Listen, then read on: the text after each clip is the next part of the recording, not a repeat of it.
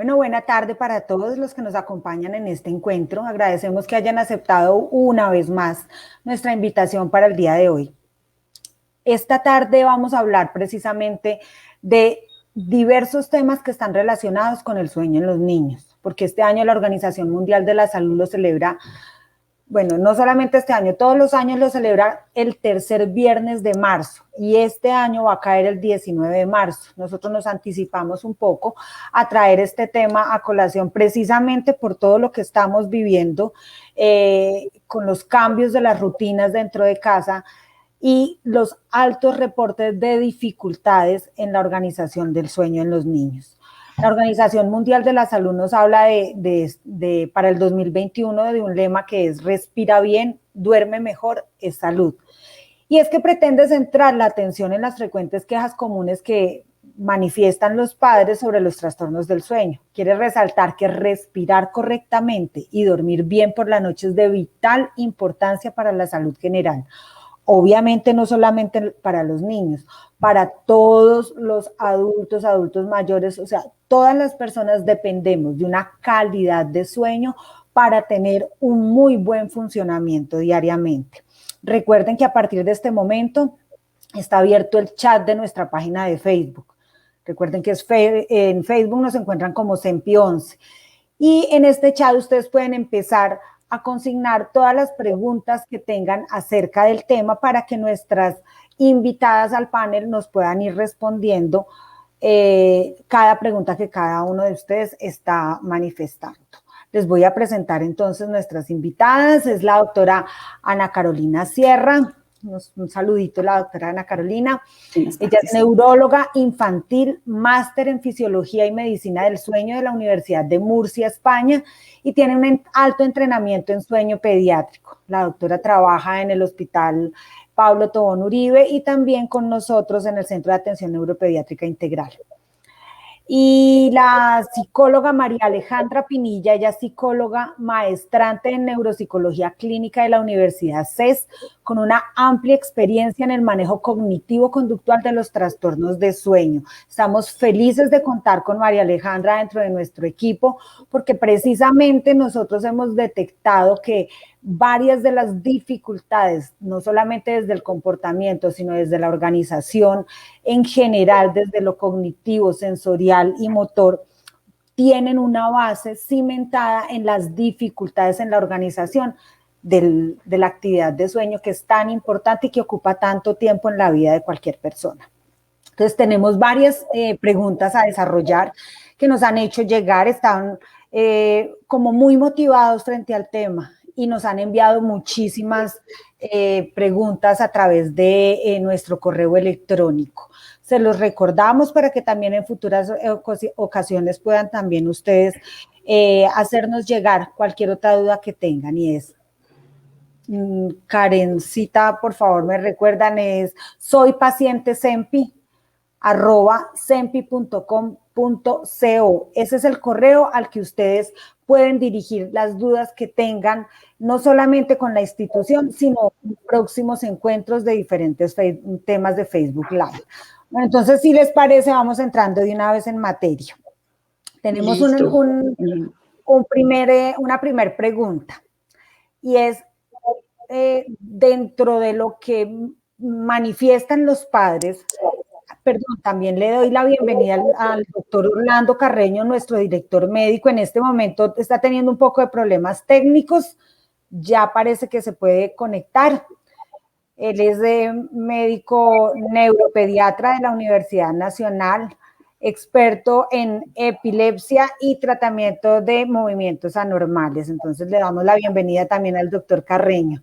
Doctor Carreño, entonces lo vamos a actualizar, ya estamos empezando a abordar las diferentes preguntas que nos hicieron llegar los usuarios a través de la página de Facebook y a través del correo electrónico. Entonces, la primera pregunta, que me parece que es importantísima porque además todos los que tenemos hijos lo estamos viviendo, no solamente los hijos adolescentes, incluso los niños desde muy corta edad estamos teniendo estas dificultades que lo vemos en la consulta porque las pantallas, o sea, el iPad, la tablet, el computador, el televisor, vinieron a ser protagonistas en esta época de pandemia. Entonces, doctora Ana Carolina, cuéntenos la relación que usted ha podido establecer del uso de las pantallas con el sueño en los niños.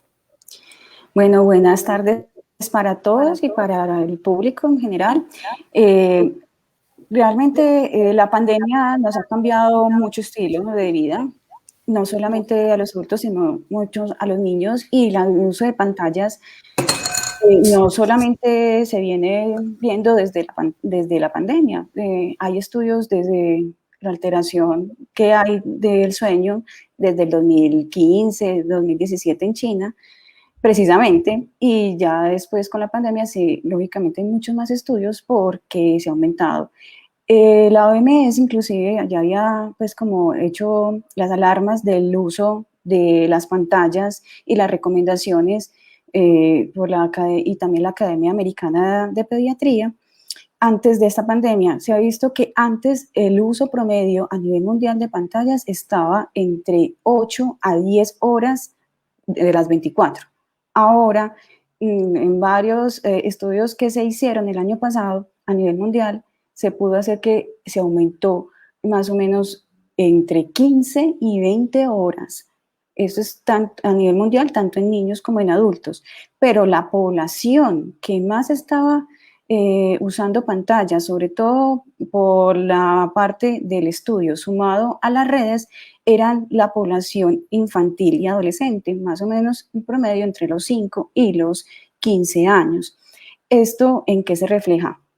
Se refleja en que estos jovencitos, primero, se acuestan más tarde porque están con el uso de pantallas en horas más excesivas, y segundo, que muchas veces tienen que o relacionan que tienen que usar la pantalla para poder dormir.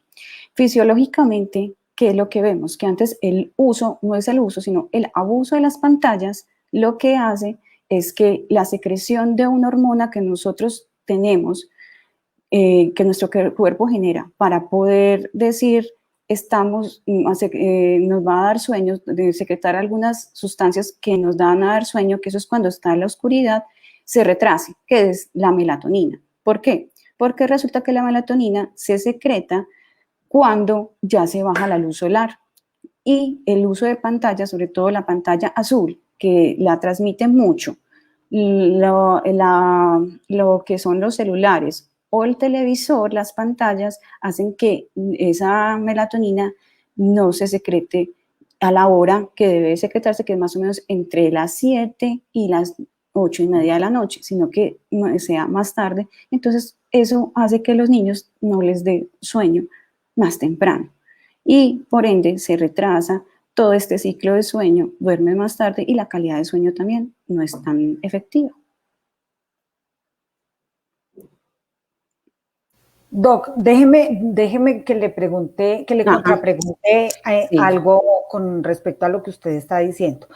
Bueno, una de las cositas que vamos a poner ahí en asterisco es la palabra melatonina, que ya es absolutamente del dominio de todo el mundo. O sea, la gente ya habla de melatonina y creo que ese es un concepto que debemos aclarar, pero lo vamos a hacer de pronto un poquito más adelante. Sí. Lo primero que tenemos que aclarar en este momento es qué es sueño normal y qué no es sueño normal en niños. O sea, qué está bien y qué es lo que no estaría bien, porque me parece que eso es lo primero que debemos tener como claro antes de empezar a hablar de un trastorno de sueño, por ejemplo. Ok, les voy a presentar algo un poquito más gráfico de que más o menos es lo normal, o creo que lo que hablamos de sueño. ¿Listo? ¿Me están viendo en la pantalla? Ya, Doc, ahí sí, ya está. Listo. Entonces, ¿por qué dormir? O sea, ¿por qué los seres humanos necesitamos dormir? ¿Qué es lo primero que tenemos que saber?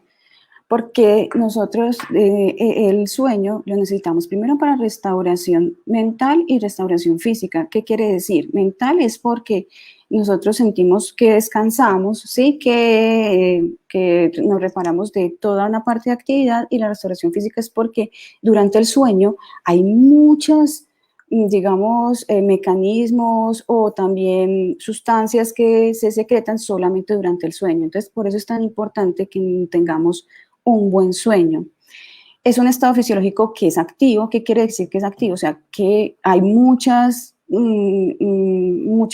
cosas que se dan solamente durante el sueño en el organismo. Por eso es importantísimo y un ser humano no podría vivir sin dormir, que cambia con la edad. No es igual el sueño en las edades más pequeñas que en las edades más grandes. Qué pena con ustedes, que es influido por factores externos. Cuando miramos con influidos externos es el medio ambiente, dónde vive, con quién vive, cómo come, todo eso nos influye, y también se influye por las actividades que haga en vigilia. O sea, de acuerdo a tus actividades en vigilia, también eso puede afectar el sueño, ¿sí?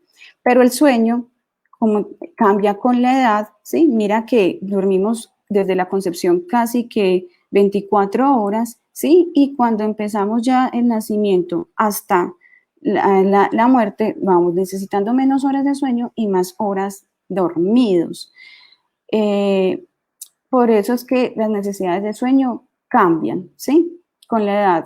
Acá vemos que lo necesitamos hasta 16 o 17 horas a la primera semana de vida, y ya más o menos a los 18 años estamos necesitando más o menos 10 horas. La barrita azul oscura es el sueño de las siestas, porque resulta que nosotros tenemos que necesidad de siesta más o menos hasta los 4 años de edad.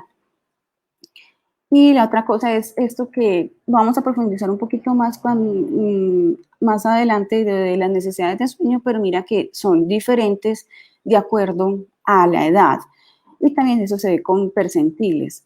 Y cuando me hablabas de la relación con la melatonina, ¿es por qué? Porque resulta que nosotros tenemos lo que se llama un reloj biológico, que eso también, o un ciclo circadiano, como también se dice, que es cuando estamos despiertos, que está la luz iluminada, ¿sí? Tenemos un nivel de alerta, pero cuando la luz empieza a bajar, hay lo que nos llama una alarma y hay una señal para que se secrete la famosa hormona que se llama melatonina y empiece a darnos el sueño, ¿sí? Pero el sueño es algo muy dinámico. Esto es algo que nosotros analizamos cuando hacemos estudios de sueño, que es que cuando estamos en sueño, nosotros cambiamos de estado de sueño. ¿Qué quiere decir? O sea, podemos tener un sueño superficial, después un sueño más profundo, luego un sueño en el que movemos los ojos. Entonces, esto es muy dinámico. Cuando no hablamos de sueño, mira que aunque todo esto todas estas rayitas están durmiendo, ¿sí? Cambiamos constantemente. Cuando hablamos de qué es el sueño, no es solamente en cantidad de horas, sino también en calidad y también en sensación de confort, o cómo en el día, cómo nos sentimos después, porque si es un sueño no reparador. Entonces, no es solamente cantidad. Estás con el micrófono cerrado. Gracias. Sí, precisamente tenemos una pregunta dirigida a aclarar eso que usted nos está comentando, los ciclos de sueño, ¿sí? Entonces, la interrumpo un momentico acá, sí, para hacer una introducción de una pregunta relacionada con algo que usted nos estaba explicando, y es que para cada edad hay un tiempo diferente de sueño que uno debe tener. O sea, en cada edad uno puede necesitar o más o menos sueño. Y eso lo va a determinar, eso también se determina a partir de las rutinas que uno puede ir organizando. Entonces, el tiempo que yo necesito despierto para hacer aprendizajes, para tener ciertos desarrollos, más el tiempo que debo también descansar, tener mi sueño reparador en esas fases de sueño que usted nos está comentando. Entonces, ahorita retomamos este concepto de las fases y le preguntamos a María Alejandra, nuestra psicóloga experta, y es, una de las preguntas que nos hacen es, cómo unificar rutinas en casa donde conviven varios niños de diferentes edades para que todos duerman bien. O sea, yo en mi casa tengo el bebé de 9 meses, la chiquita de 3 años y tengo un adolescente de 13 y uno de 15. Entonces, ¿cómo hago? ¿Cómo organizo mi casa? ¿Cómo organizo esas rutinas? ¿Cómo medio entre ellos para que unos aprendan a dormirse antes y otros después y que luego todo el mundo esté en calma? Cuéntanos un poco sobre eso, María Alejandra. Listo, Claudia. Bueno, no quiero pues como hacer énfasis en lo que decía ahorita la doctora Ana, que es muy importante que tengamos en cuenta y que ahorita ella también lo va a retomar y es el tema de la calidad del sueño, porque todos necesitamos horas distintas para dormir. No es lo mismo un bebé de 9 meses, no es lo mismo un niño de 6, 7 años, pero más allá de las horas que duerma la persona, nos interesa mucho es saber cómo está durmiendo. Entonces, este punto es bien importante para que los papás lo tengan en cuenta. Ya de cómo unificar las rutinas, entonces, bueno, el sueño y pues la mayoría de actividades en la vida diaria se van estableciendo mediante nosotros somos pequeños con lo que vemos de nuestros papás. Entonces los niños pequeños, digamos que son como esponjitas. Yo siempre digo que son como una esponjita que va llenándose de todo lo que ven en su ambiente, sobre todo en sus casas y con sus papás. Entonces es muy importante que desde que estén bebés, desde meses, los papás empiecen a establecer rutinas y hábitos frente al sueño. Entonces, ¿qué hacer si, por ejemplo, tenemos niños de diferentes edades? Si tenemos niños que son de edades pues como muy similares, que se llevan 1 y 2 años, digamos que es muy fácil porque es como en paquetico, ¿cierto? Entonces, creamos una rutina para los diferentes niños que tengan las edades muy similares, en las cuales pues empieza desde 1 hora más o menos a alistarse, a hacer la preparación, lavarse los dientes, empijamarse, pues como toda esta rutina y todos estos hábitos que tenemos frente al sueño. Entonces, digamos que se hace en paquetico. Cuando ya tenemos diferentes edades, tenemos que empezar a mirar cuáles son las necesidades de cada uno en específico. Por ejemplo, si tenemos adolescentes, los adolescentes ya son mucho más autónomos, entonces digamos que si venimos con una preparación previa desde la infancia y con unas rutinas bien establecidas, digamos que ellos ya están en una edad en la cual pueden ser autónomos y pueden llevar su rutina pues como muy fácilmente. Cuando están pequeños tenemos que ser como muy directivos en esa fase y llegar a unos acuerdos también con ellos. Entonces, bueno, cuántas horas debe dormir, a qué hora se está levantando para el colegio, hasta qué hora más o menos está haciendo tareas. Esto influye mucho porque dependiendo de la hora en la que estén estudiando y estén terminando de hacer tareas, entonces ahí podemos medir, bueno, a qué hora van a comer, a qué hora se va a empezar a hacer la rutina. Entonces tenemos que establecer todos estos tiempos para ir cuadrando las necesidades de cada uno en la casa. Entonces, es muy importante, como les digo, la creación de rutinas. Entonces, si está el bebé, pues sabemos que los bebés la mayor parte del día permanecen dormidos por su desarrollo. Entonces, empezar a establecer horarios pues, de comida, horarios de despertarlo, horarios de hacer la siesta, horario de hacer una dormida un poquito más larga. Si ya son niños que están más o menos entre los 3, 4, 5, 6 años, entonces, lo mismo, empezar con una rutina que para ellos sea muy entendible y es muy importante que a los niños siempre para cada rutina se les explique el por qué. Entonces, ¿por qué nos estamos alistando hasta ahora? ¿Por qué nos vamos a lavar los dientes? ¿Por qué nos estamos empijamando? Que sea un paso a paso muy claro para ellos, para que puedan interiorizarlo de una manera muy fácil y entiendan por qué es que se está haciendo de esta manera. Muchas veces cuando nosotros les hacemos y les damos una orden a los niños sin decirles el por qué, ellos la cumplen, pero realmente no se logra una interiorización pues, de esta conducta o de estos hábitos porque no saben como por qué lo están haciendo, sino como, bueno, mi mamá me dijo, entonces pues yo le voy a hacer caso, pero realmente no se está generando pues como una rutina interiorizada, sino que es como porque sí. Entonces es muy importante eso, que generemos en todos así, independiente de la edad, una rutina desde pequeños, se les explique el por qué es importante dormir, por qué es importante hábitos frente a la dormida. Entonces lo de las pantallas es muy importante. Voy a hacer también pues como una adición a lo que dijo la doctora ahorita y es que ahora con las pantallas y los estímulos visuales también se ve mucho el tema de las pesadillas porque entre más estímulos visuales tiene el niño en el día, crea más contenido en el cerebro cuando están dormidos y eso nos favorece un poco más a las pesadillas. Entonces, bueno, es crear esas rutinas, cada uno dependiendo de las necesidades que tenga, de los horarios que tenga, e ir cuadrando. Digamos que para los papás a veces al principio es un poco caótico porque si tienen varios hijos de diferentes edades, entonces estar cuadrando cada uno de pronto se vuelve un poquito difícil, pero si empiezan a cuadrarlo con horarios exactos, se vuelve una rutina del día a día y un tema pues como muy llevadero y muy fácil. Doc, una preguntita antes de darle el paso a la doctora Ana Carolina. Claro. Como algo de resaltar con lo que usted nos dice ahí, la mayoría de papás cuando están empezando creen que el proceso de establecer una rutina es de acostarlos siempre a la misma hora, pero la rutina tiene que contar desde cómo lo preparo antes de, sí. Entonces, más o menos cuánto puede llegar a durar el establecimiento de una rutina, o sea, con cuánto tiempo tengo yo que empezar entonces a decir, listo, si yo quiero que mi hijo se duerma, qué sé yo, un preescolar, porque de pronto con los bebés uno es un poquito más laxo en ese manejo y tiene oportunidad de hacerlo de manera diferente, pero con los niños preescolares y los escolares que tienen que ir a su colegio, ¿cuánto tiempo yo debería empezar a emplear para el lavarse los dientes, el ponerse la pijama, el organizar el espacio, si tengo que leer un cuento?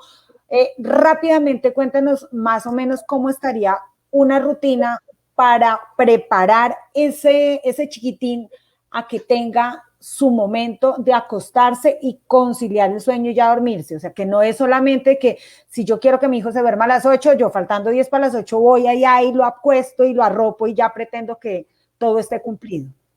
Exacto, Claudia. Bueno, no. Yo lo que les recomiendo tanto a los papás como a adultos en general cuando tienen un trastorno del sueño es empezar la preparación para acostarse más o menos entre media hora, 45 minutos y a veces una hora antes.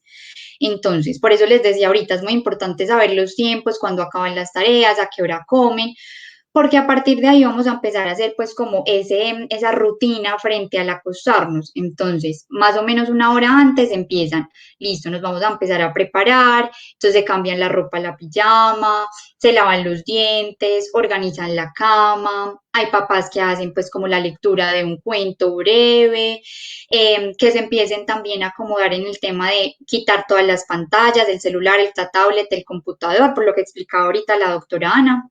Entonces, quitar esa luz de las pantallas. Yo les recomiendo mucho también que entonces en esa rutina puedan apagar la luz del cuarto que es como tan, pues tan invasiva y poner una lamparita chiquita para que la luz sea más tenue y los niños empiecen ya pues como a entrar en ese espacio más tranquilo, sin tantos estímulos. Entonces, lo recomendable es dependiendo de la edad, pero más o menos media hora, una hora, dependiendo de cuántas actividades realicen en ese tiempo para que ya sea la hora en la que ustedes dicen se acuesta y ya tengan pues como un ritual establecido antes de esa hora. Gracias, María Alejandra. Me parece que ese tip es básico y es muy claro. O sea, ¿cuánto tiempo debo yo disponer de mi tiempo de adulto para ayudarle a mi hijo menor a organizarse en el momento de iniciar la rutina de sueño? Doc, entonces vamos ahorita a tratar de dividir también un poco por etapas, ¿sí? Porque como lo hemos hablado anteriormente, nosotros no tenemos el mismo desarrollo en todas las fases del ciclo vital, ¿sí? Entonces, hablemos primero de los bebés, esos niños menores de 1 año, ¿listo? Entonces, por ejemplo, ¿qué pasa con el neurodesarrollo? Entendiendo neurodesarrollo es todo el desarrollo motor, cognitivo, del lenguaje, o sea, ¿qué va pasando en ese desarrollo cerebral con un bebé menor de 1 año que no ha logrado organizar bien sus rutinas de sueño, sus tiempos de sueño, cómo debería ser? Ya usted nos comentaba que más o menos esperan unas 17 horas de sueño, pero son 17 horas seguidas, o cómo se van desarrollando durante el día. Ok, inclusive cuando tú me hablas de menores de 1 año, nosotros inclusive los subdividimos, porque miramos es desde la época neonatal, que son los primeros 28 días de vida, luego lo que uno habla de lactante menor, que es hasta los 12 meses, o sea, el primer año, y después lactante mayor. ¿Por qué? Porque cambia inclusive en esas etapas. ¿Qué es lo que pasa? Que hasta los 3 meses de edad los niños no tienen lo que se estaba explicando antes, que es el ciclo circadiano, que quiere decir que nosotros de 24 horas que tiene un día, dormimos más o menos los adultos entre 8 y 10 horas y el resto estamos despiertos y no nos da sueño. Si los que hemos tenido hijos, nos damos cuenta que cuando el bebé está recién nacido, el niño duerme todo el tiempo y solamente se despierta para alimentarse. ¿Por qué? Porque él todavía no tiene ese ciclo de sueño de estar un tiempo dormido. Esto lo va adquiriendo más o menos hasta los 3 meses de edad. ¿Qué pasa en ese sueño? Ese sueño es muy importante porque ahí es donde se están empezando a dar las primeras conexiones entre las neuronas para maduración cerebral en todo lo que son los estímulos, o sea, todo lo que es el desarrollo. O sea, nosotros necesitamos tener muchas conexiones entre las neuronas, que son las células del cerebro, para que podamos tener, digamos, un adecuado desarrollo. Un niño que no duerme bien puede que se vea afectado después de cómo sostiene la cabeza o puede verse afectado más tarde cómo sus movimientos corporales. ¿Por qué? Porque no ha tenido las suficientes comunicaciones entre las neuronas para establecer esa red que es tan importante y que a la larga, a futuro, nos lo puede afectar. Es también tener en cuenta que el uso de rutinas inclusive es desde neonatos, o sea, desde el neonato, empezar con las rutinas que hablaba Claudia, con la rutina de lo del sueño, de tener las luces apagadas cuando vamos a dormir, de tener un ambiente que sea pues, agradable, que no tenga bulla, que tenga una temperatura adecuada. La mamá empezarle ya sea a cantarle o a contarle un cuento, o sea, esto desde bebés uno dice que el niño en ese momento pues no tiene una reacción como un niño tan grande, pero realmente esa parte sensorial nos ayuda mucho a que su sueño sea mucho más relajado y que realmente tengamos un sueño de calidad, que es lo importante. La otra cosa es que los niños pequeños no tienen un sueño continuo. No vamos a esperar que un niño de 3 meses nos duerma 4 o 5 horas en la noche, porque como les estaba diciendo, ellos no tienen ese ciclo. Entonces ellos más o menos tienen un ciclo de 3, máximo 4 horas dormidos, cuando mucho, porque necesitan alimentarse. Entonces ellos no duermen de forma seguida. Entonces cuando nosotros hacemos en la consulta de sueño, les preguntamos cómo es el sueño, les preguntamos cuántas siestas hace, cuántas horas es que duerme en el día, cuántas horas duerme en la noche, porque con todo esto es que miramos cuál es la cantidad de horas que duermen, no solamente contamos las horas nocturnas. Y más que la cantidad es la calidad, si realmente tiene despertares o no, cuando ya duerme más de 4 horas en la noche, porque eso también habla de cómo es la calidad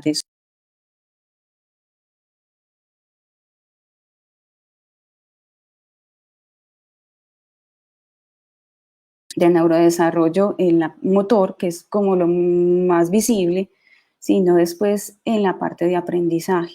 Los niños que, digamos, que no han tenido muy buena calidad de sueño, en estudios posteriores se ven que pueden tener problemas después de aprendizaje y también algo relacionado con problemas de conducta. Bueno, nos están llegando cantidades de preguntas, entonces la invitación que les voy a hacer a nuestras dos panelistas es que seamos un poco más cortas en las respuestas y más precisas para que podamos alcanzar a abarcar todas las preguntas que se nos están generando a través del chat. Entonces, seguimos avanzando en el ciclo vital. Nos pregunta Laura, no, perdón, nos pregunta Sandra Inés Rosso primero. ¿Qué opinión tienen sobre dormir con música de fondo? Cuéntanos, María Alejandra. Desde el manejo de rutinas y desde la comprensión de lo que puede generar un ruido de base, ¿cuál es la opinión? Bueno, muy buena la pregunta de Sandra, porque digamos que tanto niños adultos nos hemos acostumbrado a veces como a tener, por decirlo así en palabras coloquiales, como mañitas para podernos dormir.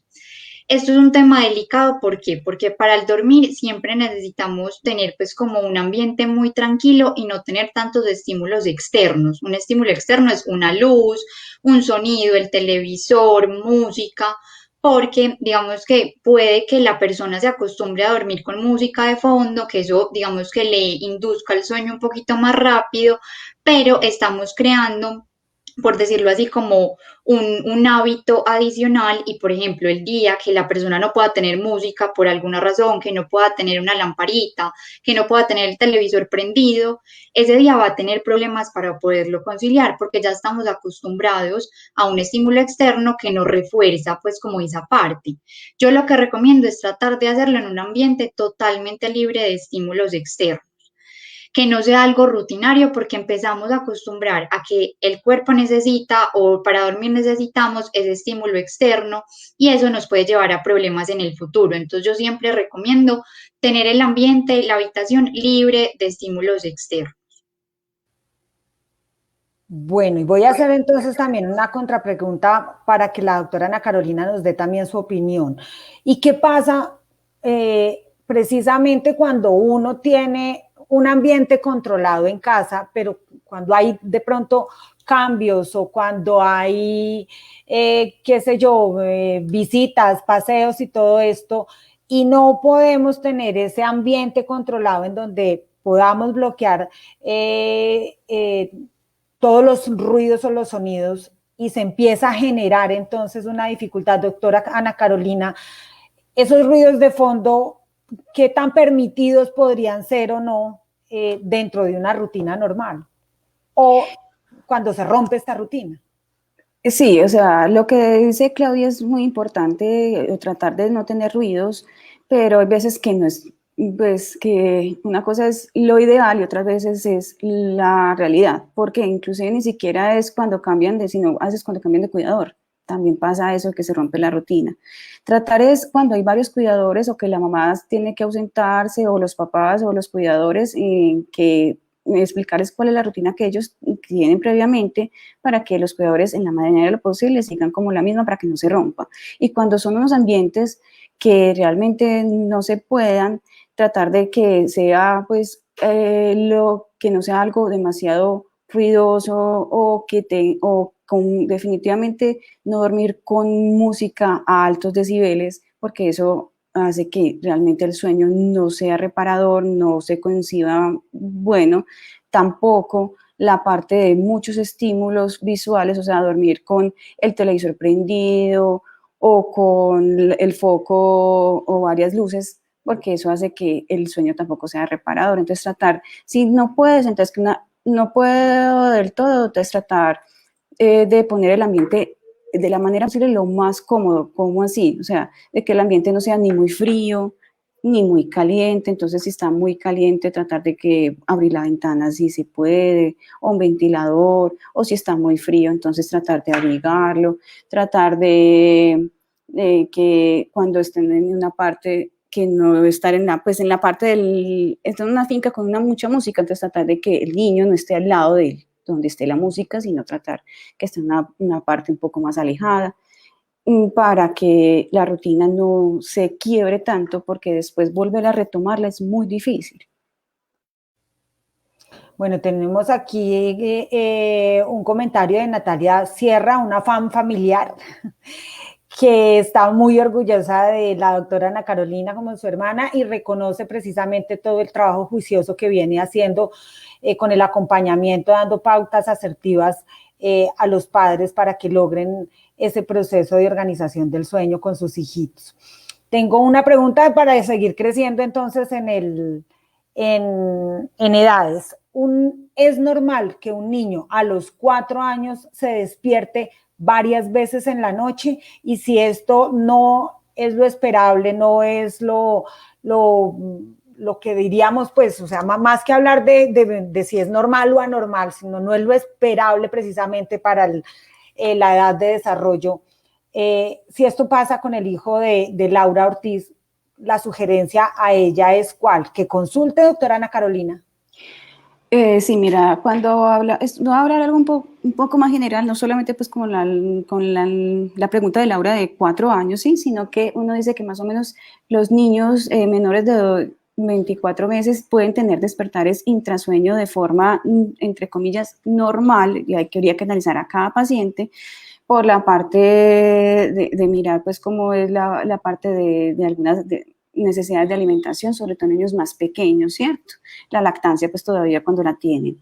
Pero en niños tan grandes, o sea, mayores de esa edad, habría que analizar cada caso de por qué se están levantando, porque hay muchas cosas que pueden interferir y si es mejor una consulta, porque puede ser que sea algo por conductual o porque tengan un trastorno del sueño como tal, como una apnea del sueño que los despierte, o una pesadilla, o que sean unos tipos de trastornos un poco más complicados como algunos eventos que hay que descartar que sean unas epilepsias de sueño. O sea, depende de cada paciente, puede ser normal o puede que necesitemos algunas otras cosas para confirmar si tiene algún otro trastorno como tal. Gracias, doc. Pregunta de la señora Andrea Chaparro. Mi hijo de 3 años en el día no hace siesta porque no le gusta. Se acuesta a las 8:30 de la noche, pero siempre a la 1 o 2 de la mañana se despierta porque sí. Se duerme de nuevo rápido, pero el hecho de levantarse me levanta a mí. ¿Qué podría hacer? Eso es más dirigido para María Alejandra. Darnos, por favor, unos tips desde el punto de vista de rutinas para que esta mamá logre que este chiquito haga un sueño continuo, sobre todo en la que sabemos que es en donde debería estar en mayor reposo nuestro cerebro. Listo, Claudia. Bueno, Andrea, entonces, ahí tenemos que empezar a mirar, bueno, ¿por qué no le está gustando hacer siesta en el día? ¿Qué de pronto está pasando en el ambiente? ¿O a qué está asociando él la siesta? Porque nosotros muchas veces asociamos el sueño o diferentes actividades con otras cosas. Entonces él puede decir, no, no me gusta hacer siestas porque pues en su mente la asocia la siesta con algo que no le gusta, con un sonido que no le gusta, con un despertar de pronto que no es muy adecuado para él después de la siesta, entonces ver por qué no le está gustando hacer siesta. ¿Y qué pasa? El insomnio no es únicamente que no nos podamos quedar dormidos fácilmente, también es cuando tenemos despertares a lo largo de la noche. Entonces hay insomnio de, pues como de conciliación del sueño e insomnio de mantenimiento del sueño. Ahí tenemos que empezar a evaluar si tu chiquito puede estar teniendo un insomnio de mantenimiento del sueño. Por más de que se duerma rápido nuevamente, pues lo ideal no es que haga estos despertares. Y también tenemos que evaluar entonces qué está pasando en el ambiente más o menos a esa hora, que de pronto haya un ruido que no hayan identificado de alguna máquina, algún aparato y eso lo despierta.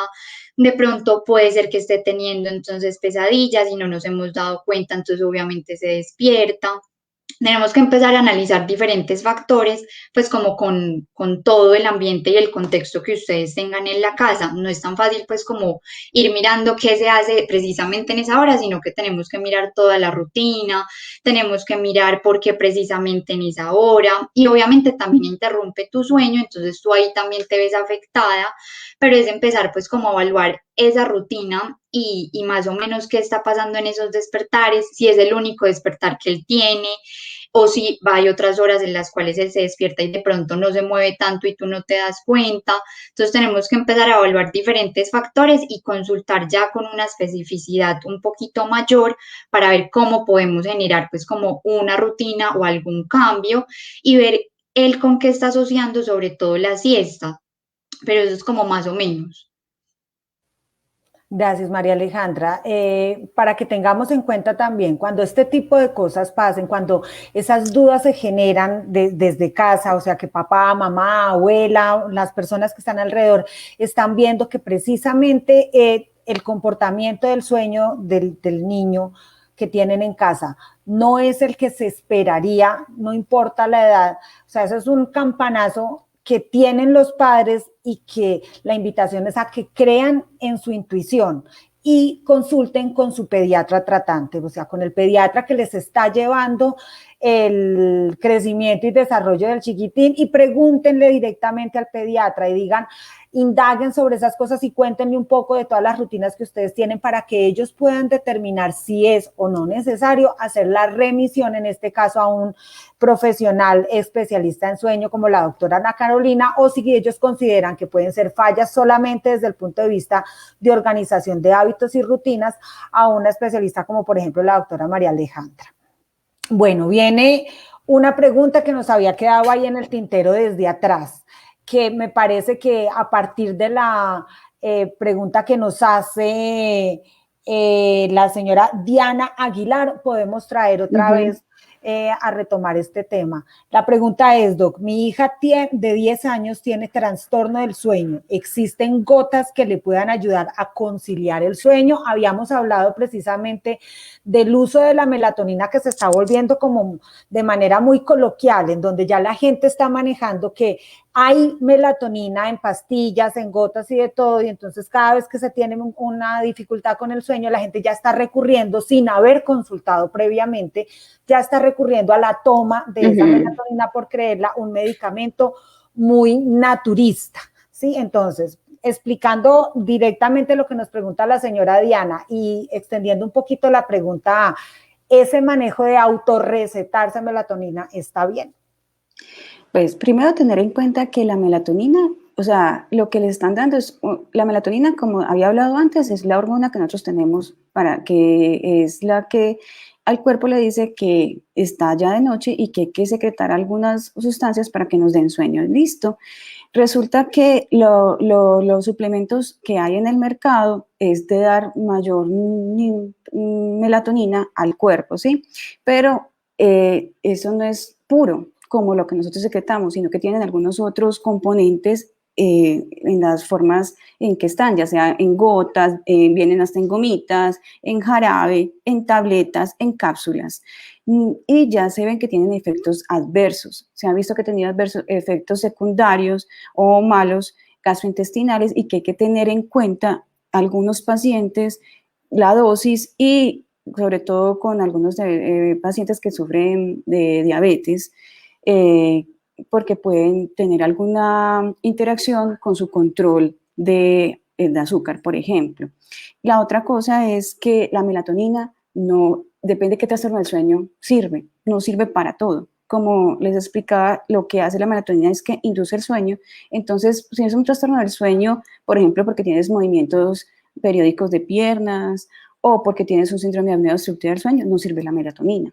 Entonces, como para que realmente está recomendada en los consensos internacionales para ese insomnio de conciliación, o sea, que no puedes, que te demoras mucho en dormirte, o también para el retraso de fase, que se da mucho en los adolescentes, o sea, me duermo muy tarde, me da sueño muy tarde, inclusive cuando les damos esas indicaciones son a dosis diferentes y en diferentes horarios, y ojalá que sea guiado siempre por una parte de un médico, porque también es por un tiempo prolongado que se debe tener en cuenta. Eso no es de forma indefinida, sino que es un tiempo máximo que miramos si tiene respuesta o no.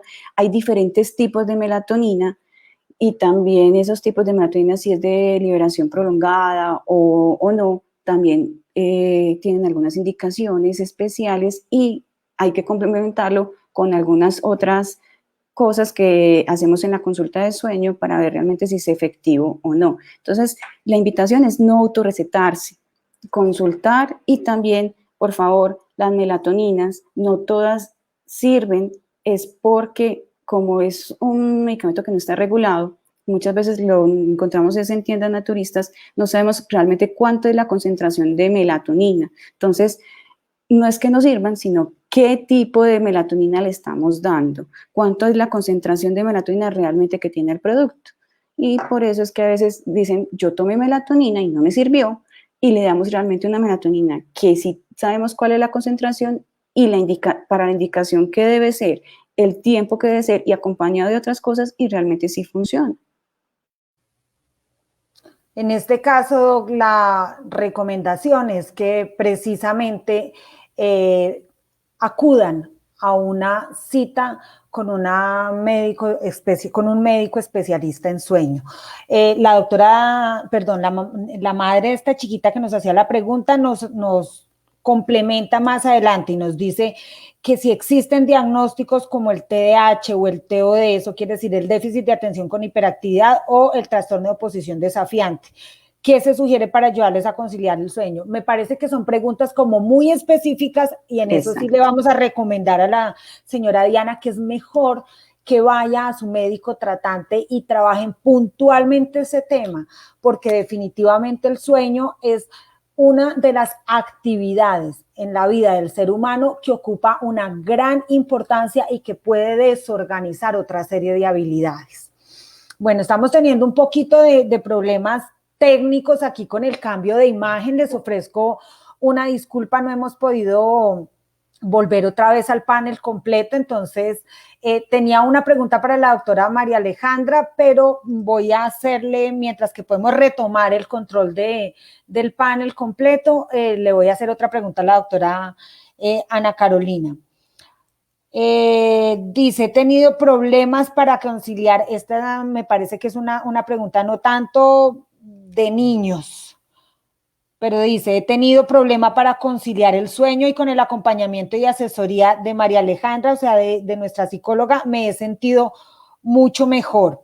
Perdón, esto no era tanto una pregunta. Muchísimas gracias, María Fernanda, por comentarnos. Mi hijo tiene trastorno del espectro autista. A la hora de dormir entra en pánico, como si viera algo que es muy miedoso y le cuesta mucho conciliar el sueño. Sueño y niños dentro del trastorno del espectro autista, Doc. ¿Usted qué nos puede contar un poco sobre eso?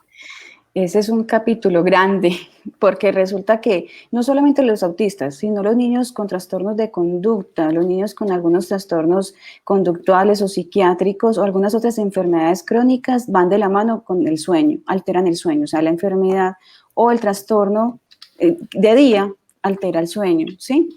Entonces, realmente entonces se mezclan muchas cosas. ¿Por qué? Por ejemplo, complementando un poquito a los niños con déficit de atención, el trastorno del sueño se puede presentar en un 25, un 30% de todos estos chiquitos.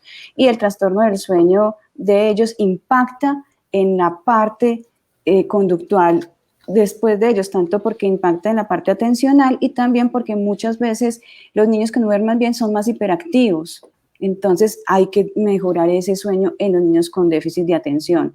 Y en los niños autistas, hasta un 50% de los niños autistas alguna vez pueden tener trastorno del sueño y pueden ser diferentes. La mayoría de los trastornos del sueño en los autistas son los múltiples despertares, pero también pueden tener asociados muchos síntomas de ansiedad o por la parte sensorial que ellos tienen afectados y pueden afectar su sueño. Y hay que reforzarles son esas actitudes de día para mejorar nuestro sueño, que eso es lo que queremos, digamos, nuestro mensaje, que no solamente sea la parte farmacológica, sino todo lo que podamos hacer de modificar o tener unas rutinas saludables en el día para que nuestro sueño sea reparador y sea de calidad. Ya sí es más difícil porque hay algunos niños realmente de autismo que no mejoran con algunas de las recomendaciones o con la terapia conductual. Sería muy puntual en la consulta, identificando realmente a cada paciente cuál es su necesidad, mirar si requiere o no algún tipo de medicamento y es diferente de acuerdo pues, a cada paciente. Doctora Ana, tenemos aquí una pregunta de una mamá que nos pregunta ya recuperamos el panel completo. Gracias. Entonces voy a retomar la pregunta que teníamos pendientes y es algo que estamos sufriendo mucho los padres de niños adolescentes y es cómo organizamos esas rutinas de sueño porque estos chicos vienen de acostarse muy tarde, tener mucho problema para despertarse en el horario temprano, para irse para su colegio.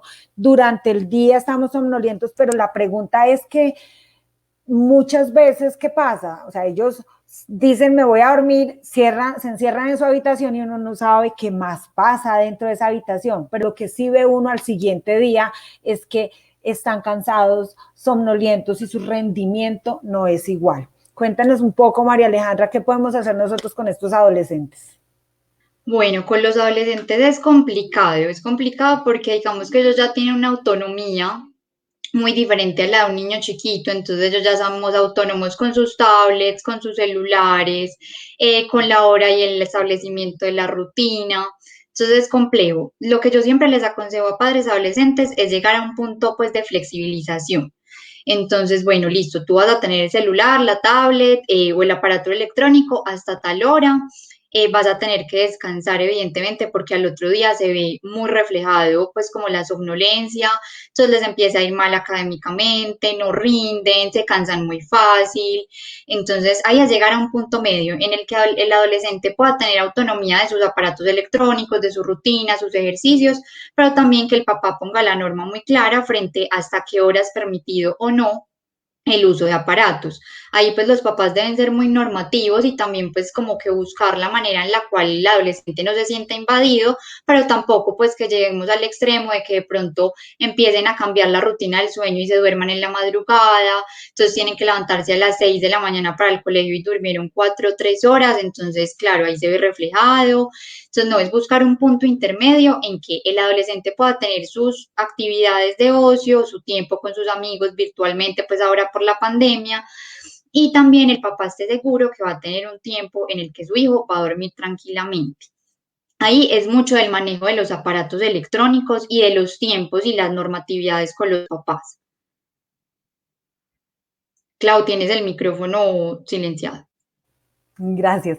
Dentro de esa normatividad que tú estás proponiendo, pregunto, ¿es muy invasivo decir, por ejemplo, en acuerdos de familia? Aquí en casa trato de que lo hablemos en las horas de la comida y los acuerdos es, bueno, vamos a casa, va a pagar el wifi en esta casa todos los días a las 11 de la noche.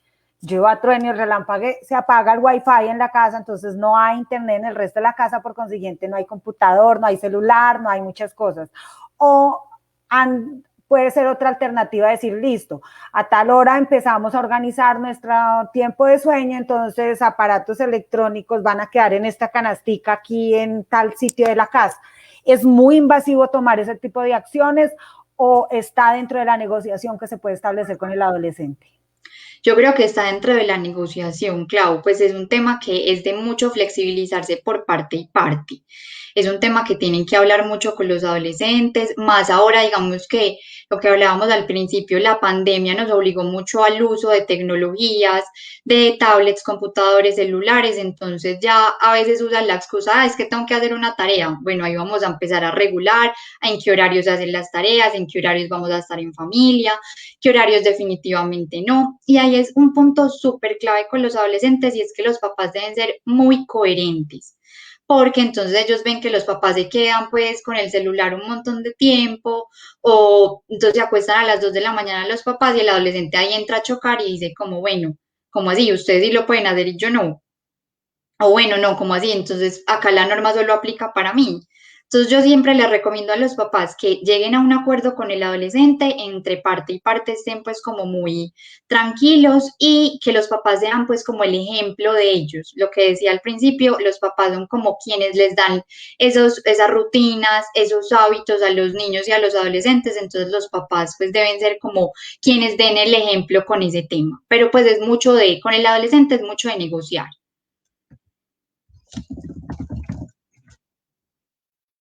O el micrófono. Ese es el gran reto en la crianza, la negociación en esas etapas de la vida. Doctora Ana Carolina, nos pregunta Susana Ramírez, quisiera preguntar por el manejo de un niño con apnea del sueño. Muchísimas gracias por su atención. Obviamente, esta es una pregunta para un niño que ya tiene un diagnóstico, ¿sí?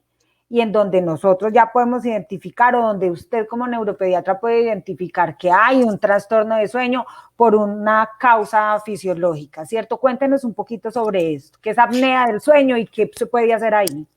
Ok, mira, una apnea del sueño es uno de los trastornos respiratorios que hay durante el sueño. Una apnea se define es como 10 segundos sin respirar y que eso haga durante el sueño y que eso haga que baje la saturación o que haya un micro despertar. Eso pues es algo que nosotros vemos en un estudio especializado que se llama polisomnografía, ¿sí?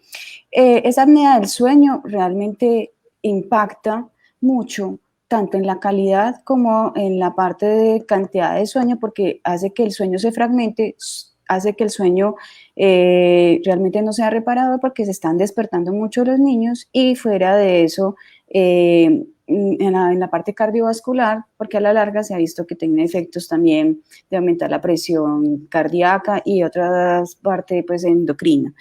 Los niños con apnea del sueño, cuando tenemos, que eso es una clasificación por ese examen que te estoy diciendo, hay una clasificación de severidad.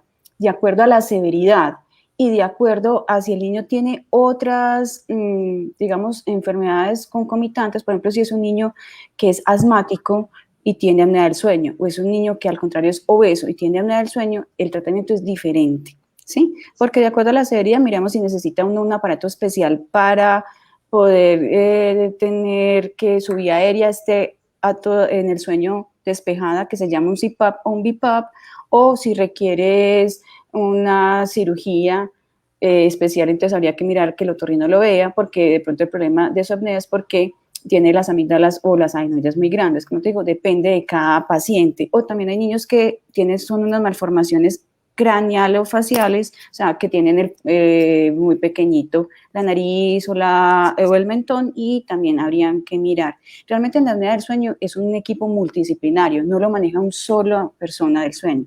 Muchas veces es manejado en conjunto con neumología, con otorrino, con cirugía maxilofacial, con odontología, de acuerdo pues a cada paciente. En ese orden de ideas, Doc, para dejar otro poquito más claro el tema es, las personas que tenemos rinitis alérgica, por ejemplo, sí, estamos propensos a tener trastornos de sueño. Las personas que roncan, los chiquitos que tienen diferentes enfermedades respiratorias a repetición, como asma y otras alergias que afectan el sistema respiratorio, están propensos a desarrollar algún tipo de trastorno del sueño, y lo que se sugiere es consultar. Sí. Sí, porque inclusive el ronquido es uno de los síntomas de apnea del sueño. No siempre, pero es un signo de alarma, sobre todo cuando es habitual. Habitual es que ronque más de 2 veces en la semana, ¿listo? Y sobre todo niños que no es tan habitual que ronquen, ¿listo? Y sí es muy importante los niños con alergias, que no solamente tiene que ser rinitis, sino puede ser alergias en la piel o alergias gastrointestinales, porque eso nos habla que es un niño que está propenso a alergias y que muchas veces necesitamos tratar esas alergias para que mejore también muchas veces la apnea. Pero te digo, eso es de acuerdo a cada paciente. Perfecto. Estamos teniendo muchos comentarios de agradecimiento, de gracias por la excelente explicación que cada una de ustedes ha dado a las diferentes preguntas, por los diversos tips que están ofreciendo precisamente, y un reconocimiento pues especial a las dos panelistas, porque hay muchas personas dentro del chat que han podido recibir también el apoyo de ustedes en un momento dado. Le damos las gracias a Laura Ortiz, a Federico Saldarriaga, a Marcela Cárdenas, a Marcela Capellán y a Luisa Dueñas, que están aquí dándonos el agradecimiento por la intervención de ustedes. Continuando precisamente entonces con el tema, cuando yo veo dentro de las manifestaciones comportamentales, y ahí puedo asociar, por ejemplo, esta es una pregunta entonces para María Alejandra, puedo asociar que este chiquito que tiene muchas dificultades para conciliar o mantener el sueño nocturno, que tiene varios despertares y de todo, y que al siguiente día, hablemos de unos niños de 3, 4, 5 años, son niños con muchísimas dificultades para organizar su conducta, su comportamiento. Entonces se mueven mucho, se ponen irritables, lloran con facilidad. ¿Esto tiene algo que ver? ¿Esas dificultades en el comportamiento podrían estar asociados a dificultades en el sueño nocturno? Listo, eso es una pregunta muy común en los papás, y sí, ahí tenemos que ver varios factores. Y es que, digamos que el trastorno del sueño puede ser una causa o una consecuencia, pues como de diferentes trastornos. Entonces toca evaluar muy bien el niño, toca empezar a evaluar muy bien esos comportamientos que está teniendo, pero si nos damos cuenta que realmente es como a causa del mal dormir, por lo general es que se ponen súper irritables, tienen llanto muy fácil, uno los ve pues como que, por decirlo así, no se hallan, ¿cierto? Entonces están como mal genio, llegan al punto en el que pues ellos como que se desesperan muy fácil y es porque la noche anterior no han descansado de la mejor manera. Entonces ahí tenemos que empezar a evaluar lo que les decía, o sea, si realmente es el trastorno del sueño es el problema o tenemos otro tipo de enfermedades, de trastornos, sobre todo en la infancia, trastornos que ya se evalúan más pues como desde otras áreas como neuropediatría o neuropsicología, que llevan a que el trastorno del sueño sea un síntoma. Entonces ahí tenemos que estar pues como muy juiciosos evaluando qué tipo de comportamientos son, en qué momentos se dan, cómo está durmiendo, entonces pues empezar a hacer como una rutinita, nosotros lo llamamos diario del sueño, y es empezar a notar pues como ciertas cosas que empezamos a ver en el sueño de los niños para tener como pues como un panorama muy completo y poder evaluar, bueno, esto es como tal un trastorno del sueño o esto viene acompañado de otro trastorno y poder hacer pues como el acompañamiento ideal.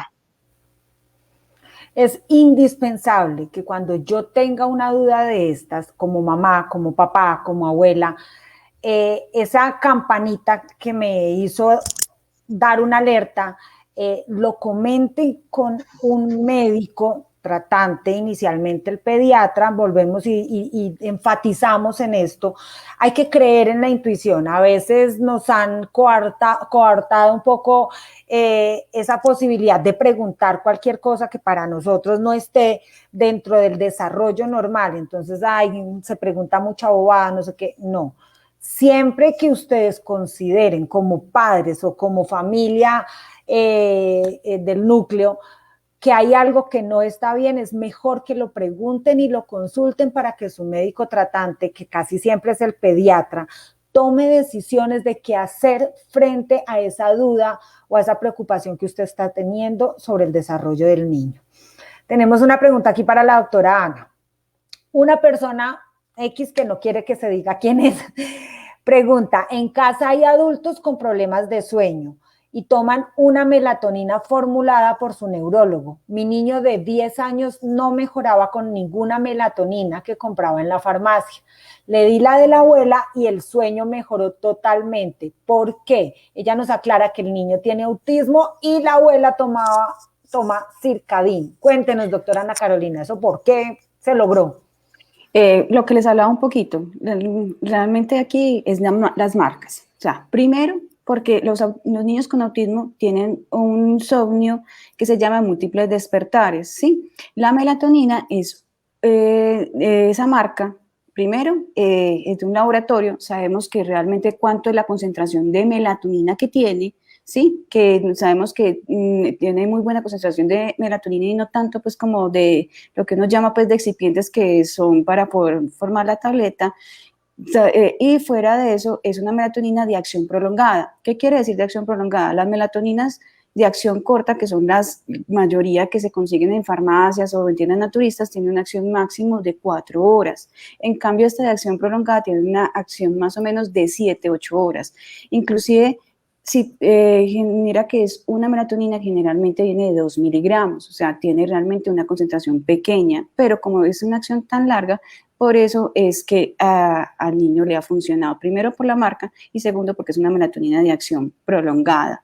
Y tercero porque es una indicación, o sea, está bien indicada, o sea, porque muy probablemente su niño tiene un trastorno del sueño de múltiples despertares que le ayuda esa melatonina.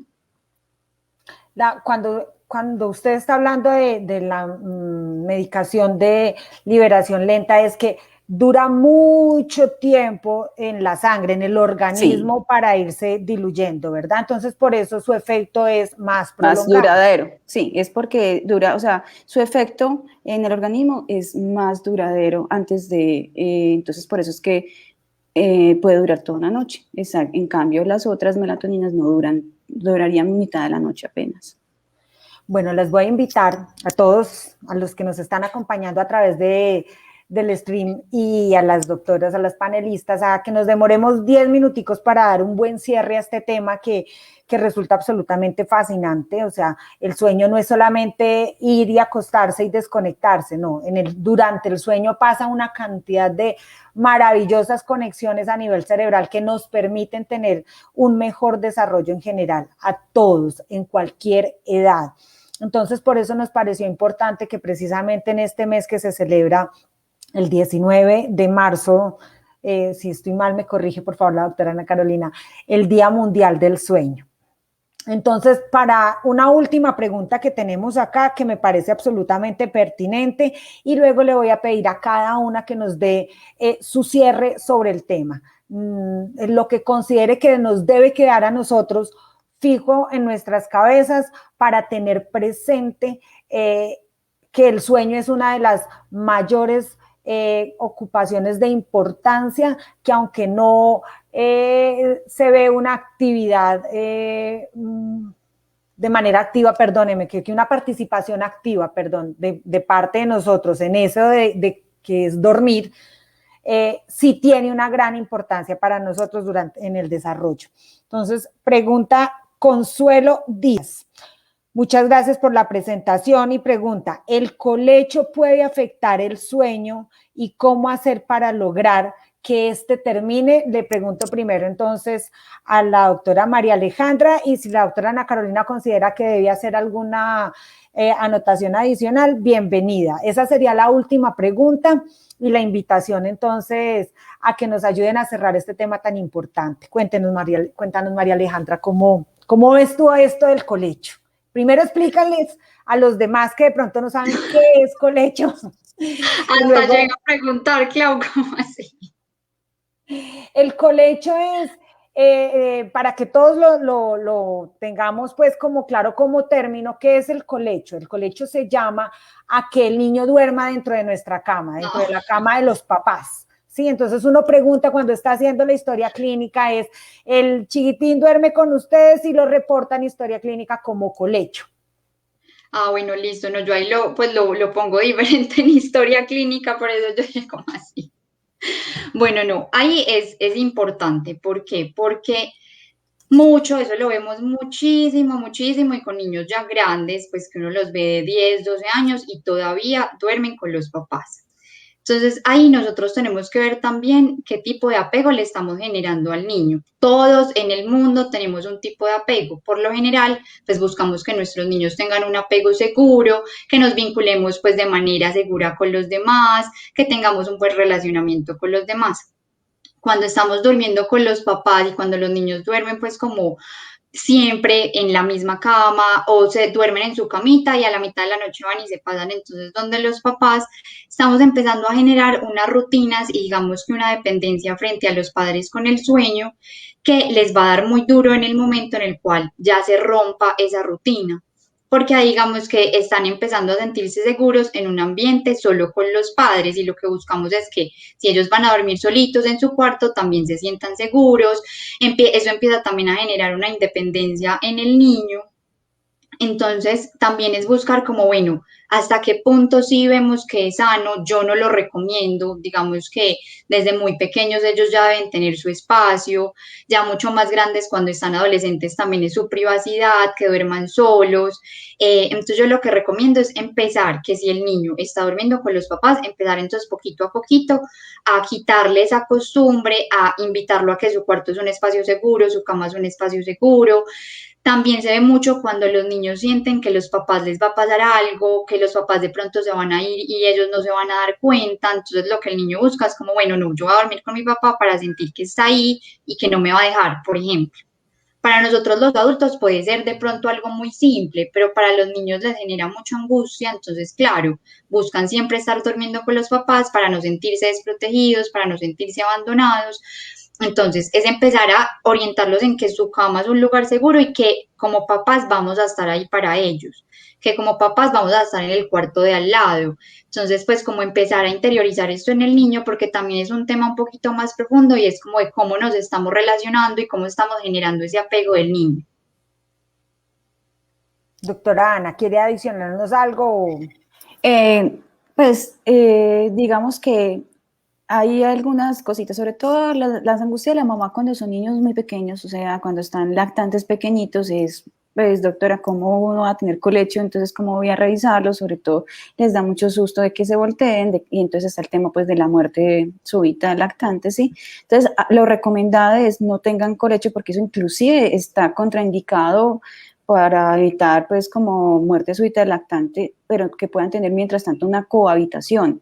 ¿Qué quiere decir? En el mismo cuarto, pero en una cunita alterna. También está el tema a veces de la parte logística, que tienen que dormir con el niño, es porque no hay otros espacios en la cama, en la casa, y entonces tienen que dormir, porque eso pues pasa con frecuencia. Lo que uno trata de decir es que en la medida de lo posible que tengan, aunque sea una cobija diferente, o no compartan la misma cobija, o sea, que él tenga algo de autonomía mientras después pueda pasar o hacer la transición a que pueda tener su propio cuarto.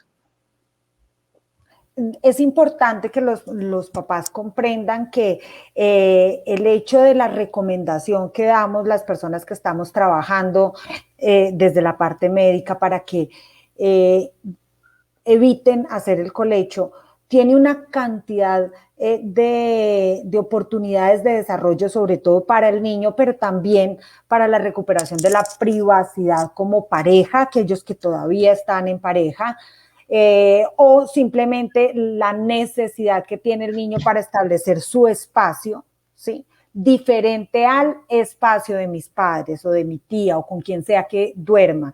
El manejo que se hace incluso estando dormido, de ese manejo extracorporal, la posibilidad de despertar, de tener un despertar, si no completo más o menos, pues, y de volver a dormirme, es un desarrollo de unas independencias que más adelante van a fortalecer el carácter del chico. Son una cantidad de ventajas que se tienen, que si bien, como dice la doctora Ana Carolina, no se pueden dar por temas logísticos, sí podemos generar ciertas divisiones, ¿sí? O sea, estando en la misma habitación, yo puedo colocar una sábana que me diferencie un espacio del otro. Y esto puede ayudar de manera importante en el desarrollo de la emocionalidad y de la independencia del niño. Son más ventajas que desventajas las que nosotros podemos encontrar en el no colecho. Bueno, las invito entonces en un minutico a que cada una de ustedes nos dé un cierre pequeño sobre este tema tan importante que tuvimos hoy. Cuénteme, doctora Ana Carolina, primero. Bueno, yo los invito a que tengamos pues un poquito más de, digamos, alertas con la parte del sueño y saber que el sueño no es solamente cantidad, el sueño también es calidad, ¿sí? Y cuando sintamos que el niño no duerme bien, no solamente por un número de horas, sino también que la calidad se está afectando, consulten. ¿Sí? Muchas veces en las consultas de forma espontánea, si es por otro motivo de consulta, sus pediatras no les preguntan como forma rutinaria, pero ustedes, si tienen alguna pregunta, ellos sí tienen el entrenamiento para contestarles y para definir si requieren o no una consulta especializada. Entonces es mejor, digamos, consultar a tiempo porque eso repercute mucho en otras áreas muy importantes como es la parte de aprendizaje, la parte conductual, la parte del neurodesarrollo. Entonces, para saber que el sueño es algo muy importante, inclusive se está considerando que el sueño es algo, una variable tan importante como la parte de respiración, como la parte de latidos cardíacos, o sea, como otra variable fisiológica súper importante que nos mide como la parte de calidad de vida. Casi considerado como un signo vital, entonces. Más o menos. Perfecto, eso es absolutamente importante. María Alejandra, cuéntanos. Bueno, no, yo los invito pues como también desde los papás, ir creando esos hábitos en los niños desde muy pequeños, empezarles a enseñar esas rutinas, la importancia de dormir bien y como lo dije ahorita, pues que esos papás sean el ejemplo del niño, ¿cierto? Así como lo es en actividades de la vida diaria, también que sean el ejemplo frente al sueño, que los niños puedan aprender de ellos en las rutinas, en los hábitos, en el buen dormir, porque eso se va a ver reflejado mientras el niño empieza pues a crecer. Y lo que dice la doctora Ana, pues muy importante como consultar, empezar a ver de pronto signos de alarma que llamen la atención e identificar que el sueño es algo vital pues para el día a día y para el neurodesarrollo en nuestros niños. Bueno, entonces con muchas más interrogantes que nos podemos ir, pero por tiempo ya es justo y suficiente, entonces que demos finalización a este encuentro, no sin antes invitarlos a nuestro próximo Facebook Live que tenemos dentro de 15 días, exactamente de hoy en 15 días vamos a tener nuevamente un encuentro y el tema es tratamientos con evidencia científica para la epilepsia. Este tema, ¿por qué? Porque se nos viene el 26 de marzo. El 26 de marzo conmemoramos también todos los años el Día Púrpura. El Día Púrpura está relacionado con una niña que se llama Megan Cassidy, que es de Canadá, y ella que tiene epilepsia como un proyecto escolar. Un día se sentó a pensar en cómo le iba a contar a sus compañeros de colegio que no tenían que sentir miedo cada vez que ella tuviese una crisis, que la pudiera tener en el colegio o en cualquier lugar, en cómo las personas que tienen epilepsia pueden tener un desarrollo y llevar una vida perfectamente igual que la de otras personas que no tienen esta enfermedad. Simplemente lo que tenemos es que educarnos para saber qué hacer en un momento en el que haya una manifestación como una crisis convulsiva. Este fue un proyecto escolar que empieza una niña cuando tenía los 10 años y ya llevamos muchísimos años celebrando a nivel mundial y para Colombia, la Fundación Neuroinfancia, que es nuestra fundación compañera en el Centro de Atención Neuropediátrica Integral, es el representante nacional a nivel de Colombia, pues ante el mundo del Día Púrpura. Entonces, este tema, porque necesitamos derribar mitos frente a lo que la gente cree que pasa con la persona que tiene epilepsia. Bienvenidos entonces dentro de 15 días. Damos muchísimas gracias a la doctora María Alejandra Pinilla y a la doctora Ana Carolina Sierra por esta maravilloso encuentro en el cual aprendimos muchísimas cosas y en donde alertamos muchas otras que no creímos que de pronto tuviésemos que tener esa campana de alerta. Nos vemos entonces en una próxima ocasión. Muchísimas gracias para todos. Gracias. Muchas gracias. Hasta luego. Chao.